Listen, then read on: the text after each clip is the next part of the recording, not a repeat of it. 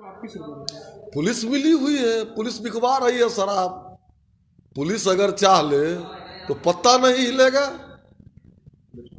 इसलिए मैं माननीय मुख्यमंत्री जी से, जिनका 15 साल कल पूरा हो रहा है, आज पूर्व संध्या पर कह रहा हूं कि इसको जिस तरह किसान बिल, इतना सुंदर बिल, 96% किसानों को फायदा होने वाला बिल, जन दबाव में जिस तरह प्रधानमंत्री ने वापस लिया है किसान बिल को, उस तरह माननीय नीतीश कुमार जी इतने सुंदर कानून शराबबंदी को भी वापस कर लें, नहीं तो ये हम लोगों पर भारी पड़ रहा है। क्षेत्र में पुलिस की मनमानी है, जो बेचता है लोग उसके यहाँ पुलिस नहीं जा रही है, और जो नहीं बेचता है उसको जाकर के 5-5 बार धमकाती है, जो बोलो पटने से आया है फोन।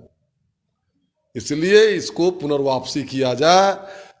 10 लाख आदमी प्रभावित हो गया।